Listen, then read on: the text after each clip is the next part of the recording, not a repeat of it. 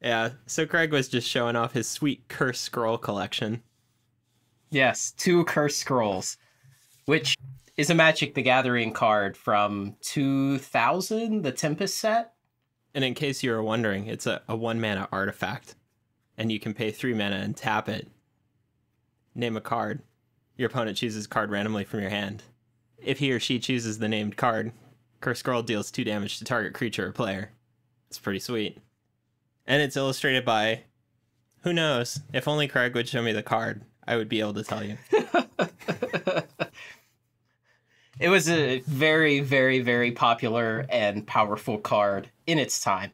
And maybe still in what are those types of leagues called, like Unlimited or something, where you can use any card from any set ever? Yeah, I think Vintage is the one that lets you use anything, and then there's the sort of restricted one. And then there's probably a million now. Yeah. So what is it about Magic the Gathering you wanted to say? Yeah, so once in a while I'll talk to people and, oh, I gave away all my cards. Oh, I sold them for a pittance or whatever. Like, in my case, I actually gave all my cards away. And from time to time over the years, I've wished I could play with some of those cards. And so the thing I'll bring up is there must be some, like, Chinese companies that don't care a damn about copyright. And they're like, oh yeah, we'll ship you an entire set of 4 of every card for like $100 or something like that. I haven't really looked into it, but there must be people producing really high quality fakes. A lot of those cards are worth real money, and also just having fakes of them would be really valuable. I'm a little skeptical of that because you'd have to do 4-color offset printing. And I just feel like the setup costs to make all the plates, do all of the negatives and all the stripping and everything else. The whole printing process itself in order to produce all of that. And I know you're going to print these like 30 up, something like that. So, you know, you're not creating a plate for every card or anything like that. But I'm skeptical that there would be a group in China, a company that would think, we can do this, we can manufacture these at high enough scale to make it worthwhile, and then we can ship them to individual customers in the US, which is really what you would have to do to get past customs and import rules and everything like that, since you're just busting all the copyrights and everything. You know, you obviously couldn't import a shipping container full of these counterfeit Magic the Gathering cards, sell them off to comic book stores all over the country without getting them seized. So you would have to do what, like, people who buy medications in India or Canada do. They just buy them for themselves, for personal use, and then they have them shipped in. And the reality is that I believe it's Customs and Border Control that enforces this stuff. But the reality is Customs and Border Control just flat out doesn't have the manpower to examine every box coming into the country. And so, yeah, similarly in the case where you're buying your prescription medications from India or China or Canada, you're just playing the game that they're not going to catch it. And once in a while they get caught. And again, Customs and Border Patrol doesn't have enough resources to prosecute everyone who does this, so they don't care. They just throw them in the trash and you never get them. what would they even do? Yeah, good luck finding a jury that's going to be like, yeah, I agree the government should put you in jail over this. Well, I don't know how you even prosecute that. You can just be like, well, I didn't buy that. Yeah. All they have to go with is there's an address. It's your address. Well, you probably have a credit card transaction that goes along with it, so. Maybe. All right. I'm going to have to check out the market for fake Magic cards now. Yeah, but yeah. So similarly, their customer base, they would have to sell to the end user. There would be no distribution network because of the risks of it all being seized as it enters the country. Yeah, okay. I would really like this. If you could find this and they had like the entire set, every 4 copies of every Magic card ever made, I would be willing to spend, I don't know, $300 or $400 for that if they were very high quality. It's going to weigh hundreds of pounds, isn't it? That's fine.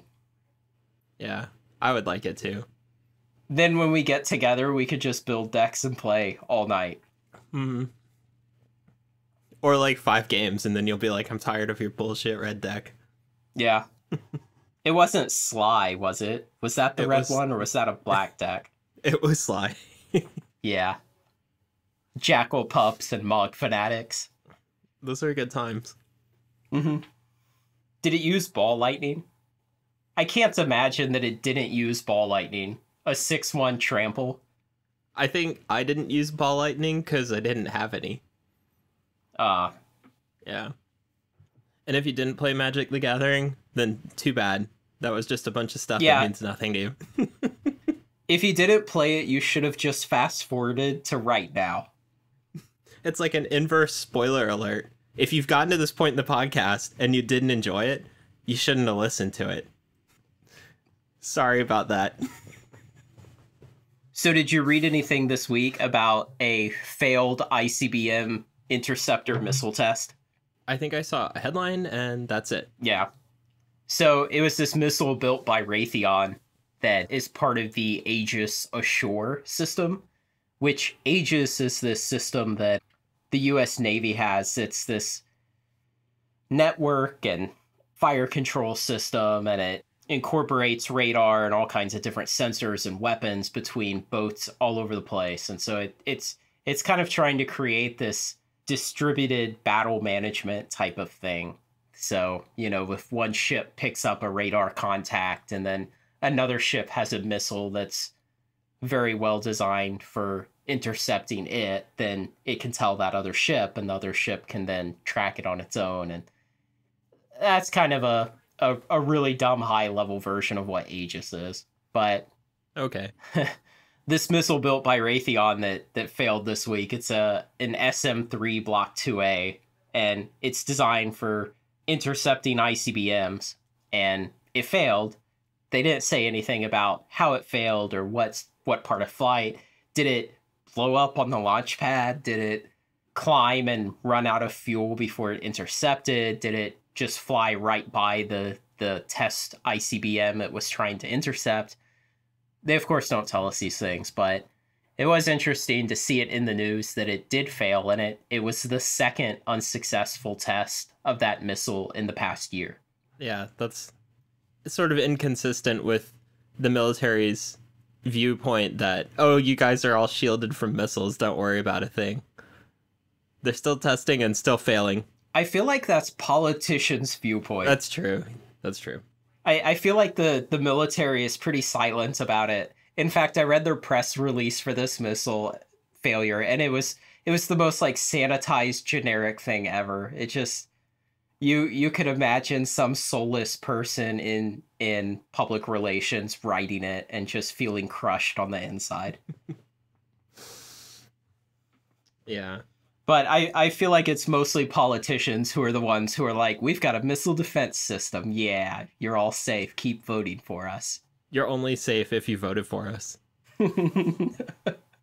But Blake, how could that possibly work? Don't question it.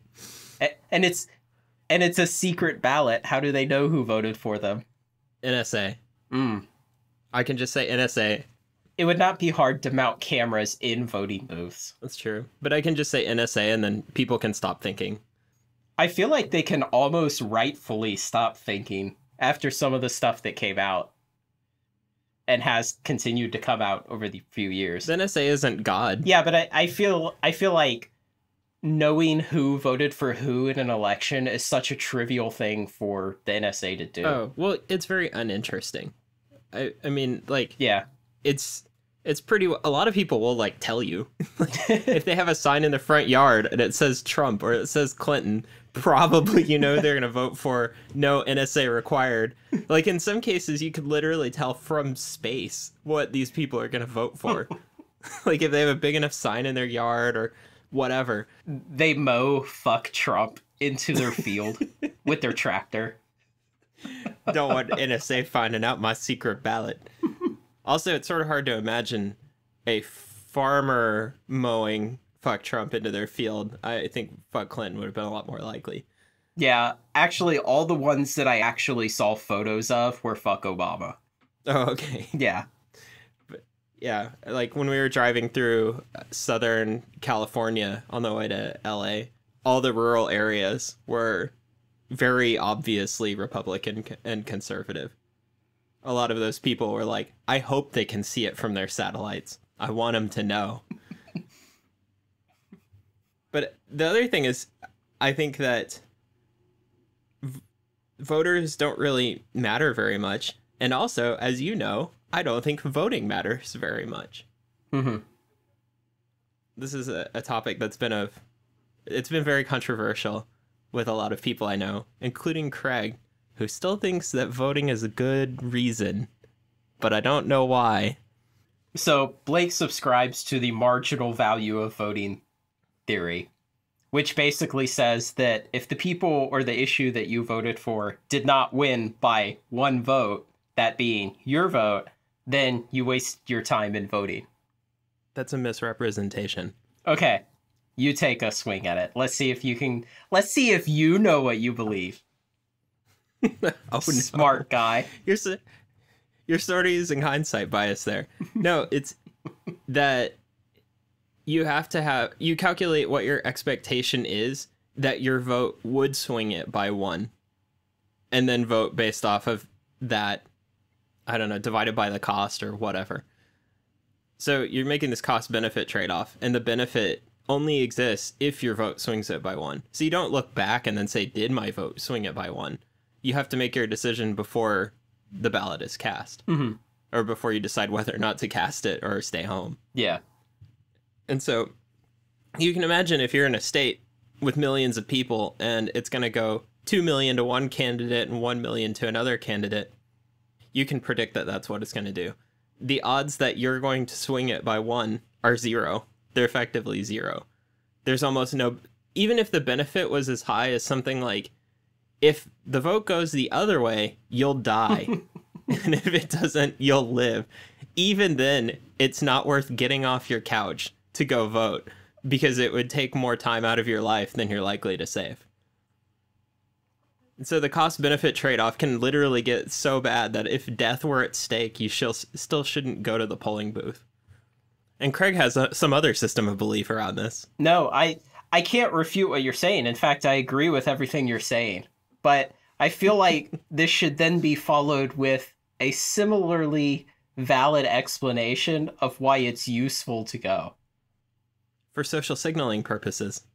I guess so. Maybe that's all of it. Maybe it just makes me feel good inside. Would you still go if you didn't get an I voted sticker? I bet I could just order tons of them from China.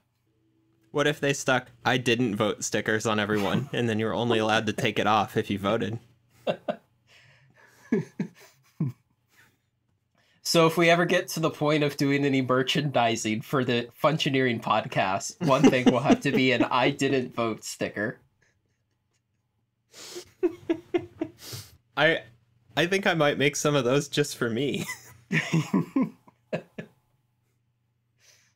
So I was on Yahoo this week looking at Yahoo Finance, since Yahoo Finance is pretty decent for getting like options prices and other information about stocks and big companies and things like that. And I saw they have this tab now. So, you know, you type in a company that you are interested in looking at information for. And then there's all these tabs that you can kind of dive into the information from, like summaries and charts. And apparently there's like forums for people to argue on Yahoo about stocks. I think it's more worthwhile to go vote, but the price is 400. Well, it shouldn't be. Well, that's stupid. The value isn't 400. And so they have this tab all the way at the right, and it's called sustainability, and it says new next to it. And I was like, oh man, this is going to be some like stupid hippie greenwashing nonsense. And I was like, hopefully when it says sustainability, what it really means is like, I don't know, the sustainability of your money if you invest in this thing, you know? Like, I could imagine some metrics they could use or something like that. And so I click on it, and of course, like the first thing I see is environment, social, and governance ratings. And so this is some like big boondoggle that Yahoo has jumped into because, you know, it has a lot of money that it can afford to waste on things like that nowadays. And so they're rating all of this stuff like controversial areas that this company is involved with. So for instance, you know, if you were to bring up Philip Morris, which makes cigarettes all over the world, it'll warn you that Philip Morris is involved in the controversial business of tobacco products. But that's wholesome family farming. Yeah, it supports Americans, real Americans. And so hardworking Americans. And so, you know, this has kind of become a popular thing in the last couple years to be like another impotent tantrum of people who don't understand investing. And so you can tell I have absolutely nothing but disdain for this kind of thing because we invest money in order to get rich. Let's not kid ourselves. That's what we're doing. We're not investing because there's some virtue signaling value to it. You may think there is. You may feel good if you waste money in a company that just makes you feel good for investing in them. But you know what? You're giving your money to people like me who are cold, heartless bastards when it comes to investing. And so there's this big list of like controversial things that they look out for and they'll warn you for. So alcoholic beverages, adult entertainment, gambling, tobacco products, animal testing, fur and specialty leather. But I guess like regular leather, I guess that means like cow leather is okay, but leather from other animals is verboten? I don't know. Controversial weapons.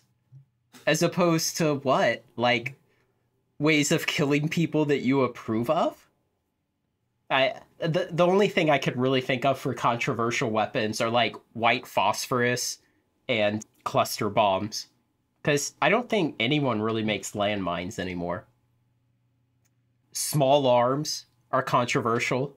Apparently Catholic values are controversial. What? Catholic? Yeah. Like, what do they make? Crosses or? They make little flavorless wafers. Oh no! Is it but Catholic? I was thinking of like Chick-fil-A, although I don't know if they're Catholic. No, I think the CEO or the founder at least is Protestant. I don't think he's affiliated with Catholicism.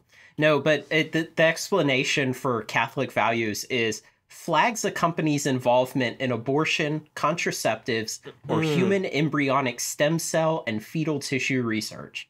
Okay. So I guess what this means is if you are Catholic, you will dislike this.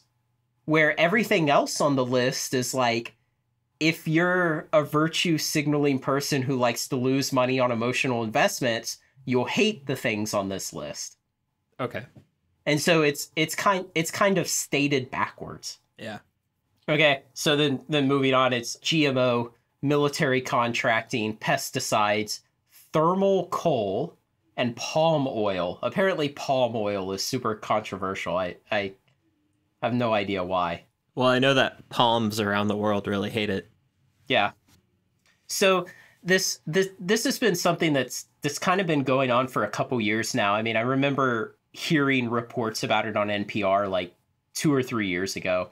And so people will like get together, they'll try and make this campaign and try to get companies and pensions and say the holdings of large university systems, you know, that have large endowments, things like that. They'll try to get them to divest from these controversial companies as a protest. And it's all very silly.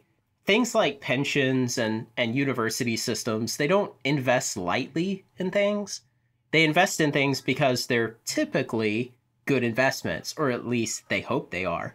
And so when you have one of them invested in, say, Philip Morris, which is a great stock, Philip Morris does much more than just make tobacco. They own a lot of food products and other things.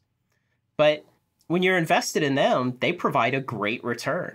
In fact, alcohol and tobacco are the two only industries that have grown consistently for the last 80 years. There are no other industries. And that's when you chop the entire stock market and all the companies in it up into, it was something like 80 different industries. Only two grew consistently for the last 80 years, and it was tobacco and alcohol. What's consistently mean? It means over some short amount of period, though you do expect pullbacks from time to time. So as you narrow that time period that you're looking at and saying, did it grow in all the time periods?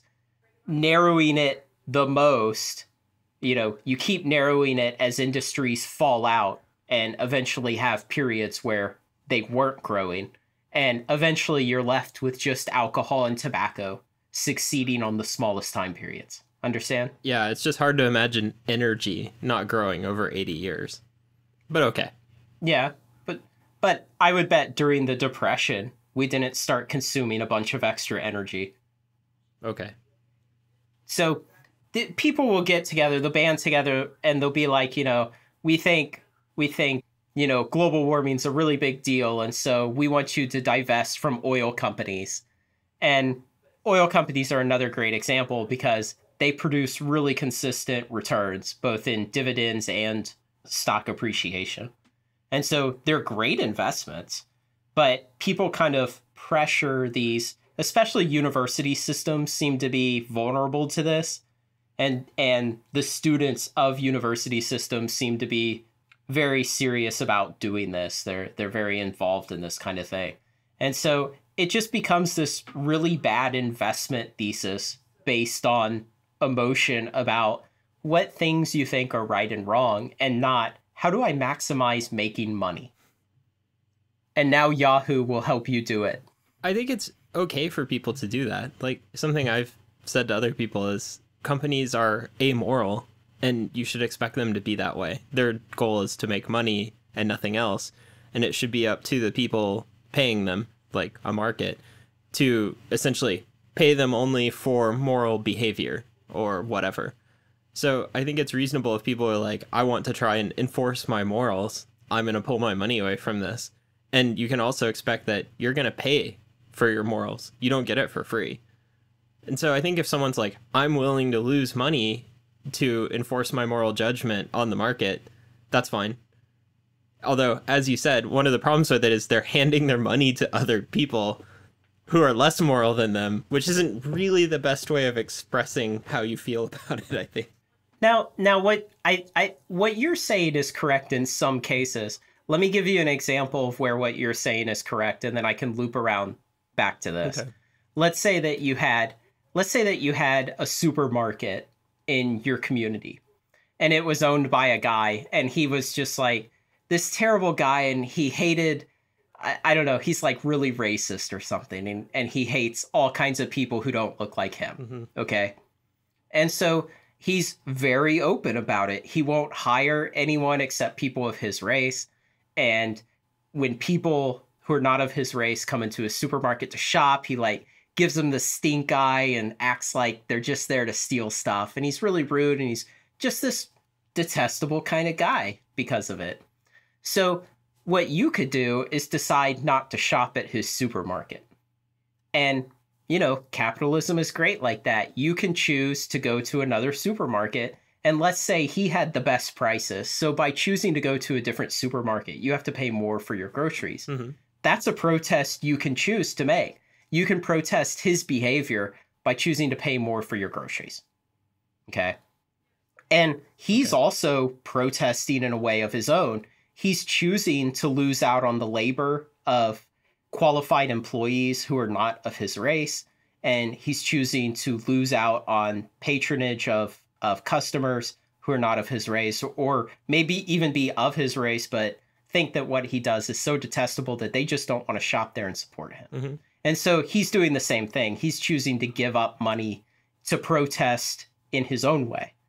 Now, that's great. That, everybody is able to pay money in order to try to alter the behavior they don't like of this other party. Mm-hmm. But when we talk about divesting from stocks for morality reasons, you don't have those same chains, those same causal actions going on. So if a university system owns $10 million of Exxon stock and they decide they're going to divest of it, probably no one's going to notice. Probably the volume of Exxon stock that's traded in the stock market every day is so high that a blip of 10 million extra dollars volume won't change the ticker price 1 cent. Or let's say it does change it 1 cent. Exxon stock is like, I don't know, $84 a share right now. So it changes at 1 cent. Let's say it changes at 5 cents. Who cares? Do you think guys like Rex Tillerson, who own tons of Exxon stock because he worked there for 40 years, do you think he's going to be like, whoa, my stockbroker just called me and said that I just lost $100,000? I mean, he wouldn't care. No one on the board's going to care. The company itself doesn't lose any money. I don't see a causal chain and an outcome here of this protest when it comes to divesting of stocks the way you would in other examples in capitalism. No, I think this works exactly like your grocery store example. It's just that in your grocery store example, if you say, what if I choose not to shop there? What will happen? Probably the same thing. The guy running the grocery store won't care. It won't change whether the grocery store succeeds or fails. It won't change anything about grocery store's policies because it's just me. And so if one relatively small to Exxon, which is virtually every entity in the world, chooses to not invest in them or to divest from them, then like it's not going to have a big impact. But the fact that it can have a tiny impact is the thing that you're hoping for. It would be terrible if a university could divest from Exxon and have an outsized impact. It should be about proportional to the amount of money. That's what you would hope. Otherwise, people will use whatever lever they can find to try and get other people to do stuff. And so it's good that a university can't move the market around by saying, oh, we care about sustainable stuff or whatever. I think it's all working as intended, and I think it's working the same as in your example. You mean that it's just not working? Right. They can't make them do anything. It's just a blip. And yeah, that seems fine to me. And I think really what you're seeing here is Yahoo virtue signaling. Yeah. And I think Yahoo, by putting this here, can make a tiny dent, but it's still going to be really tiny because they can move a lot of investors by making this look like a thing other people care about. But I think it would still be foolish for a company to care about Yahoo doing this in terms of their day-to-day decision making or long-term decision making. Having said that, I hope they do care. I hope lots of people care and they make highly emotional investing decisions based on silliness like this. Because I try to be cold and rational about my investing decisions. And hopefully, if I'm not terrible at being cold and rational and other people are being emotional, that will give me an advantage. Well, you don't want the companies to start caring because then it means your investing decisions will become worse. Yeah. This is a ridiculous list. Adult entertainment. Are you against entertainment? Do you not like adults? Why would you care? It's the convergence of sex and capitalism. Which one of those do you hate? Controversial weapons, small arms, and military contracting. So, what? I don't know. I'm having trouble figuring out where these things overlap and where they don't. So, for our listeners, small arms simply means it typically means weapons that one person can carry and employ by himself. So things like rifles and pistols and grenades and like small rocket launchers would still be a small arm. Things like that. Flamethrowers? Yes. How about man-portable chemical weapons or biological weapons? Are there really any of those? Well, there's man-portable chemical weapons, mortars. I guess there are. Well, that's a crew-served weapon. Okay. I guess there's pepper spray is a small arm chemical weapon. Yeah. Stink bombs. Yes. Liquid ass. Did you want to talk about flamethrowers? Did you? There's been a lot of flamethrower news lately. Yeah, I wasn't going to cover it, but if you have something witty to say, we can go there. and I'll chime in. Well, so Elon Musk is selling his Boring Company flamethrower now. It's a $600 propane torch attached to a super soaker looking gun. In case anybody wants the effect of one of these, you can go get a propane torch from Harbor Freight. I think they're like $30 or something like that. I'm not sure how much. And you should be able to do pretty much the same thing in case you're interested. Will it look as cool? It will look as cool when it's firing because everyone's focused on the flame part. Okay. If you want a really good flamethrower, they make really good flamethrowers too that spray a liquid gelled fuel and can spray it really far and look really impressive. But that's not what Elon Musk is selling. Right. It just sprays propane. Not very interesting. I'm curious about this whole Boring Company thing. So Elon Musk has this company, he calls it the Boring Company, and it's, supposed to be this funny pun, but they're boring tunnels in the ground. Okay. And so he's done a couple of these stunts I'm sorry, I don't mean to call them stunts.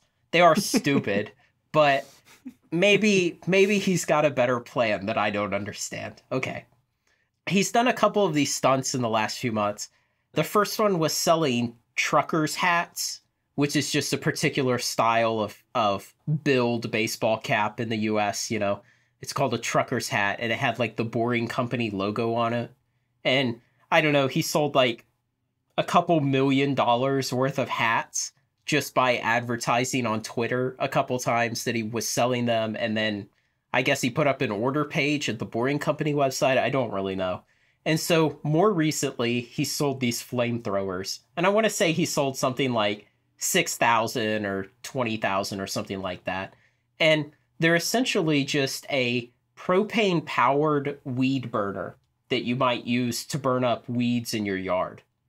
And they kind of project a little flame about a foot or so. And I think he had like a bunch of little neat looking chassis for them, either 3D printed or injection molded, to put them in so that it kind of looks like something from District 9, the prawn guns in District 9. Mm-hmm. And so it looks kind of cool and futuristic, and it's this flamethrower thing. It's kind of a flame short distance projector more than a flamethrower. But he put them up for sale for like $600 each, which, as you heard Blake just say, like the exact functioning part of the product, not the aesthetic part, you can buy at Harbor Freight for like 30 or 40 or $50. It's super cheap. You won't have the cool looking chassis that it slips into. But he sold like this huge amount of them, and it's I think the more amazing thing than like somebody's selling flamethrowers, oh no, because there's flamethrowers on the market already you can buy. But what's more interesting is that Elon Musk was able to take a product that cost him at wholesale probably about $30, and the chassis, I don't know, let's say he had $30 in each of those, and then he marks it up 10x and sells out thousands of them in like 2 or 3 days simply by making 5 or 6 tweets. I did hear, though, that somebody in the California State Assembly is trying to outlaw these now that he knows they exist. They outlawed what? No, they're trying to, or he wants to. Oh, okay. I don't think that's gonna work. There's a lot of legitimate uses of flamethrowers, so, and I think he's gonna find out in trying to legislate against them. Or maybe he doesn't care, he just wants to be seen to. Yeah, I wouldn't underestimate him. The California state legislature almost never adjourns, so they have a lot of time to mess things up. That's true, but it would prevent things like controlled burns for forest fires, which is also a very popular thing to be able to do in California. Yeah, but I'm sure any legislation would be just like machine guns. Like, as long as you work for the government or you're some kind of government-approved professional, then you're allowed to have them. That'd be pretty difficult. Maybe. So the Boring Company, like, as a whole, is something that's kind of interesting to me. I feel like it's one enterprise Elon Musk is is pursuing that could actually work out and be profitable and potentially has a plausible business model that could deliver a return to investors. And so his whole idea with the Boring Company is he hates traffic. And so what he wants to do is bore these holes in the ground, bore tunnels, and then have cars enter the tunnels. Now, what they'll do is not drive in the tunnel, but rather the car will sit on what he calls a skateboard. And it's just this electric powered platform, basically, that you roll your car onto. And then the skateboard will carry your car through the tunnel. And so it's kind of like an on-demand train from one point to another.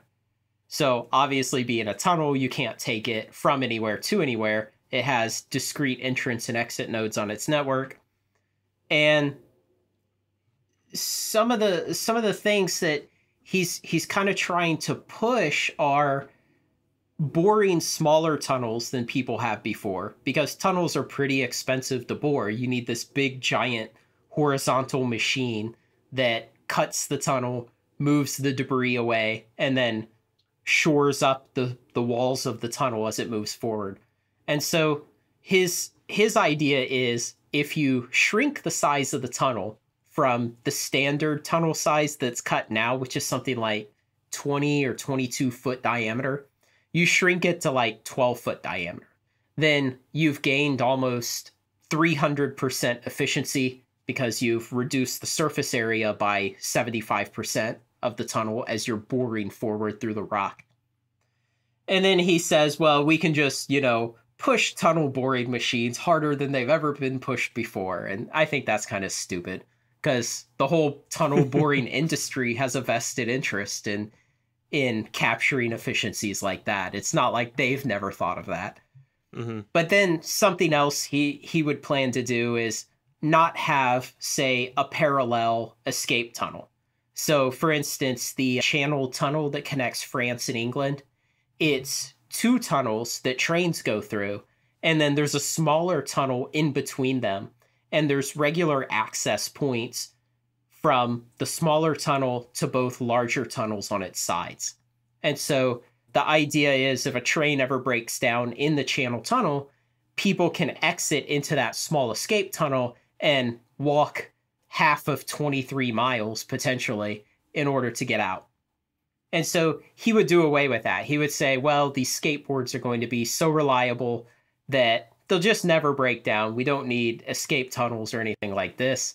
And we don't need parallel ventilation tunnels, because you're going to turn your car off and everything's electric. And, basically, let's see how efficient we can make this. And so some of those ideas I think are okay. Some of them are kind of stupid and I don't think will work out. But I think what's really interesting is you can imagine places where a transportation system like this would be really useful. So let's say, like in the Dallas-Fort Worth area where I live, if you had an entrance at DFW International Airport and you had an exit at American Airlines Center in Dallas, which is a stadium. And so, or it's an arena really, but that's how train systems work. You choose popular destinations and you connect them. And so places where there's a lot of traffic between 2 points, or just some place downtown, just connect downtown Dallas and downtown Fort Worth. And that way people driving between those 2 points can drive their car onto one of these skateboards, and who knows how fast it would go, 80 or 90 miles an hour. And even if the highway between downtown Dallas and downtown Fort Worth has a speed limit of 65 and everybody drives 80, you're not going to average 80 miles an hour over that whole trip, because you have to exit the highway at some point, and you have regular slowdowns, and you have traffic and these other things. And so it seems to me like you could actually turn this into a good idea. And you could even do things like, imagine the poor people who are driving from the south of LA to the north of LA, and they don't need to stop in LA. They've got no business in LA. What if they could get on one of these skateboards and drive through a tunnel that goes nowhere but between North and South LA, and they just bypass the whole city, and they bypass it at 80 or 90 miles an hour. And I feel like this is actually maybe a plausible business if the entire thing is not overcome by the efficiencies and traffic flow gained by autonomous cars. It sounds stupid to me. That's why we team up for the Fungineering podcast. I mean, how much is it going to cost to make a tunnel? How many people are going to go through that tunnel? How much are they going to pay to go through it? How are you ever going to recover that cost? It's the same problem as Hyperloop. It's just underground. I feel like where Hyperloop has so many difficult technical challenges, I feel like just tunnel boring and the skateboards and stuff are much more plausible. Okay. And I feel like it's much cheaper to build. It's probably 2 or 3 orders of magnitude cheaper to build than Hyperloop. I don't think that's true. I think Hyperloop was actually approaching the cost of that rail system they're trying to build in California. Like, that thing is up to currently that section of rail, that high-speed rail system they're building between, is it LA and San Francisco right now? I don't know. The two destination. I never read about those projects because they never happen. Yeah. So this one is happening in a terrible way. And the current re-estimation of cost is $17,000 per foot. Oh, okay.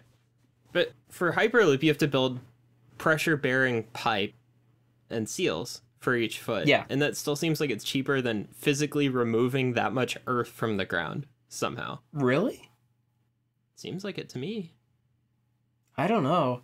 I would imagine boring large tunnels is already cheaper than that. And then if you make them smaller and you use the skateboard idea, part of the skateboard idea is you won't need breakdown lanes and shoulders. You won't be passing because everybody's driving the same speed on a skateboard. In fact, they're not even driving themselves. The skateboard goes on its own.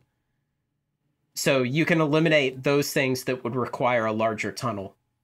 And so it's trying to capture these efficiencies. They still have to build 2 tunnels and to allow traffic to go the other direction. Yes. If you wanted people to be able to come back the other direction. Most people like to be able to come back. Do you think this is more or less plausible than Hyperloop? Technologically and as a business idea. You can answer those separately. Technologically, it's more plausible because basically all the problems in it are solved. As a business, well, if we imagine both of them just somehow exist, then as a business, no, I think it still is better than Hyperloop because I think the operational costs are lower. I guess I just think it's also stupid because I don't think they'd have to charge a lot to skate your car through this tunnel and have a lot of people take it. And I think that's going to be really difficult because people are going to want to go from one desirable destination or one desirable source to a desirable destination. And that's going to be the hardest places to put an entrance and an exit. And often it'll be the hardest places to dig more tunnel. And then I also don't understand, you have to build a return tunnel. There's no way around it because otherwise, where do all your skateboards go? Mm-hmm. You can't skate someone to the end of a one-way tunnel and then you have a skateboard manufacturing plant at one end and a skateboard junkyard at the other end. And you're just... It's a recycling plant, just make a new skateboard for every trip. You have to be environmentally sensitive. You gotta have some way to return them, so you have to come up with a belt, and that's a little bit more difficult. But I think you'd have to charge a lot, $30-$40 or something like that per trip. And I think a lot of people will sort of resent the cost, not realizing how much it saves them over driving on the surface roads. The other thing is they have the terrible problem that they're competing with public roads. If they were competing with private toll roads, if all the roads were privatized, like in a libertarian fantasy or something, then the tunnels would be much more reasonable. But instead, all those roads are subsidized. If they could get the government to subsidize building the tunnels and somehow treat it as part of the traffic solution, sure, that would work. Yeah. I think the chief problem is that we'll probably have reasonable penetration of autonomous cars into the marketplace before the Boring Company would ever get anything working on a large scale in a bunch of cities. Yeah. And at that point, autonomous cars, I think, are going to alleviate a lot of traffic. And so maybe I could average 90 miles an hour if I go under Los Angeles, but maybe I can average, 50 miles an hour going through Los Angeles or around it. Maybe I can do better just going around it. And you know what? I'm playing video games on my laptop and having sex in my autonomous car the whole way, so I don't care. I wonder if anyone's ever averaged 50 miles per hour in Los Angeles. In the middle of the night? I don't know if you could do it at 4 a.m. It's pretty bad. Do you think you would have to go at 4 a.m. on Christmas? Something like that, yeah. When there's forest fires. Yeah. I've always heard about LA traffic, but then we visited there, and it has to be seen. You really have to behold it. You understand my argument, even if my numbers are ridiculous. But yes, if people would rather average 10 miles per hour through LA. Yeah, even if it's going to double the length of that leg of the trip, I might not care if it saves me $30 or $40 and I'm already reading a book and playing video games in my car anyway. Or, doing whatever in my car. So I agree. I think it's the most plausible of his ideas. I think SpaceX might eventually make money, but I think ultimately it's going to be a much smaller company. I did with SpaceX what I think a lot of people have done with Tesla, which is start doing a lot more research and realize the problems with their business model, which is chiefly that they're trying to capture all of the satellite launch market, which that's a respectable goal. And they're doing very well. They have something like 60% market share at this point. And it appears that they're not profitable. It's hard to say. Last year in 2017, they had to raise $350 million by selling off part of the company to private investors. So it's not clear, though, did they need that money because they lose money on every launch? Did they need that money because they're investing it in a bunch of capital expenditures and research and development of new rockets? We don't know. But apparently their ongoing operations do not generate enough money to pay for the research and development and CapEx that they would like to do. So either way, they had to bring in more money. Whether or not it's because they're a failing business, we can't tell. Even if they capture all of the satellite launch market of the whole planet, and if you assume that that launch market grows because they can drive down costs, then there'll still be something like a $3 or $4 billion a year revenue company. Yeah. And so 3 or 4 billion of revenue, that sounds like a big number, but what do you think their profit margin's going to be? 20% maybe? Let's be super generous and say it's 25%. Okay, so they have $1 billion of profit every year. Do you think they can ever go to Mars on $1 billion a year? I don't think so. If they can make going to Mars be a profitable loop, they could, but I don't think they have a realistic plan to achieve that. And they would have to project that realistic plan to investors. Yeah. In order to raise the money. Because on only $1 billion a year, they're going to spend like centuries developing the hardware and technology and everything to get there. So they need a lot more money than SpaceX launching satellites will generate. I think SpaceX might be efficient. And I know they'll never capture 100% of the market because governments will always award some amount of satellite launch contracts to somebody else just to keep some kind of competition alive, even if it's incredibly inefficient companies like Boeing and Lockheed Martin. Do you still think that SpaceX is one of the most important companies of the century? After examining their numbers, no. Yes. How about Amazon? Any change there? No, I don't think they're one of the most important either. Okay. It's a matter of time. I think your assertion that they are taking, let's see, how did you put it? They are taking over commerce, something like that. or they are becoming the middleman in all transactions or something like that. I think that's an incredible overstatement of what's happening. Okay. But I did see something really interesting. There are now stock investments that are tailored to people who hold that opinion. So there's one called, I believe it's called Clicks. Its ticker symbol is CLIX. And it is long internet retailers and short bricks and mortar. Mm-hmm. And then there's another one called Empty, EMTY, I think is its ticker symbol. And I think it's just short bricks and mortar companies. I forget exactly what its shtick was. But both of them are for people who think that, like, Amazon is taking over the world, but for some reason I just don't want to invest straight in well, Amazon. Well, there are a lot of other companies competing with them and doing really well in some of their domains. Like Flipkart does really well in India. And I think Taobao in China.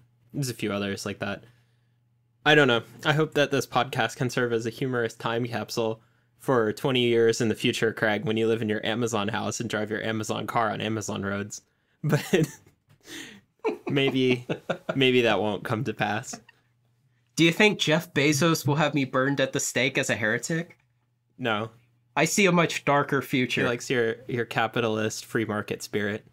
It reminds him of when he was only a billionaire. Okay. Back to Elon Musk, since this is the, I guess, Elon Musk and firearms podcast, as we joke. It's not a joke anymore. And I guess it's also California Issues podcast, since we talk a lot about California. So the state of California requires any company who's developing autonomous cars and driving them on public roads in California to submit a bunch of data about the performance of their cars to the state once per year. Mm-hmm. So we get these reports every January from those companies. We can see the exact report that they submitted to the state of California, and then people will compile those into charts and pontificate about the data and what they reveal. I hate people who pontificate. So let's discuss these results. Okay. So last year, in January of 2017, when we got the 2016 cumulative numbers, it was interesting because, there's this widespread delusion that Tesla holds this great lead in autonomous driving performance. And it really is a crazy delusion. They're maybe last. They're certainly way behind the leaders. When their 2016 data came out, Google's Waymo initiative was performing 1,700 times better than Tesla's self-driving program. And the other part of that is that Google was already driving on city streets a lot, and Tesla was not driving much of anywhere. Maybe it was driving on similarly challenging city streets, but most of Google's driving was already being done in more challenging environments. We know that. So at the very best, Tesla was being beaten 1,700 times over in a similar environment. At worst, they were being beat 1,700 times over while they were in an easier environment than Google was working in. So we got the numbers for 2017 this week, and Tesla did not submit any data to the state of California. So it released this boilerplate sounding kind of statement. Hold on, I've got it here. Tesla said that, quote, for reporting year 2017, Tesla did not test any vehicles on public roads in California in autonomous mode as defined by California law. As such, the company did not experience any autonomous mode disengagements as part of the autonomous vehicle tester program in California. End quote. So we have to ask ourselves a couple questions. What do we believe the cause of this is? So Tesla is based in California. Its car factory is in California, though it has an additional factory in Nevada and a third in New York. They don't produce cars at those factories, though. Its engineering operation is in California. its CEO lives in California. It sells half of the vehicles that it sells in the entire US are sold in California. And it did not drive any miles on public roads in California in the year 2017, even though it had in past years. So they could be operating on private test tracks. They could be operating on public roads in other states, or they could be not operating. And so those are kind of the three choices. And whatever you believe is based on wild speculation. Blake, would you like to wildly speculate? Sure. A more sinister guess would be that they're not testing anymore. They're just autonomously driving around California, but it's not really a test. They're doing it in production. And then they're measuring what the data is. I'm pretty sure that the California DMV has very well sewn up the definition of autonomous driving. I read it at one point, and I mean, they did make their best effort to prevent companies from weaseling out by saying something like, oh, this is a production vehicle now. What if you're autonomously driving, but your hands are on the wheel? It's still autonomous driving, I think. I bet it's not.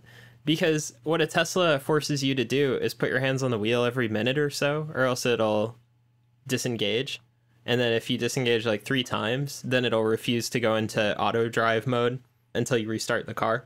But as a lot of people who watch YouTube have found, if you just jam an orange in the steering wheel, then you're good. And then you're driving autonomously. But totally not testing. You know, no test is being performed because you have your hands on the steering wheel and your eyes on the road, which would give Tesla a lot of valuable data anyway. And so I sort of suspect that they're just collecting data from users' cars. I think driving in other states and on private test roads is also pretty realistic. So you think it's just the real-time telemetry that every production Tesla collects and that is occasionally beamed back to Tesla? You think they're somehow using that? Yeah, like there's no reason that they couldn't use all the video feeds that came from the car and then just simulate what the car actually did. And they could drive on private roads and drive in other states, and that would pretty well cover everything. I'm skeptical because I've worked a lot in flight test and then correlating flight test data to simulations of those vehicles. Like I spent several years of my career doing that exact work. And I'm skeptical of what you're saying. Mm-hmm. First off, because every car that every individual owns, the production Tesla cars, they're not instrumented like test vehicles. So they won't be collecting all the same data that you would like to have from a test program. Right. I think that they could be collecting less data than you would hope. Like the assertion I'm making here is this would be a political and business decision within the company, not at all an engineering decision. Oh, okay. They'd be like, okay, engineers, this is all you got to work with. And they'd be like, this is absurd. I can't believe you'd have us do this. And they're like, you have an NDA, don't talk about it. And so then the engineers are dealing with substandard data, substandard like sensor information, things like that. And they're like, just make it work. We don't want to be seen to be behind Waymo anymore. Because why would Tesla stop testing in California? Like, that's kind of absurd if you're trying to build good self-driving cars, right? That's not the best way to do it. The best way is to just drive on the public roads, submit your shameful numbers. But it's like the cheapest way to learn and the cheapest way to get good. I feel like submitting no numbers looks bad. It does, but it might not look as bad as being ranked 5th or something like that. It's harder to write the headline. I think they are also still testing in some capacity. I suspect they're just doing it on private roads so they don't have to report information. Yeah, but it's a lot of expenditure just to avoid being in that report. And you're probably sacrificing engineering quality too. I think there's a very small chance that they've basically just stopped working on it. I would put it at maybe 5%.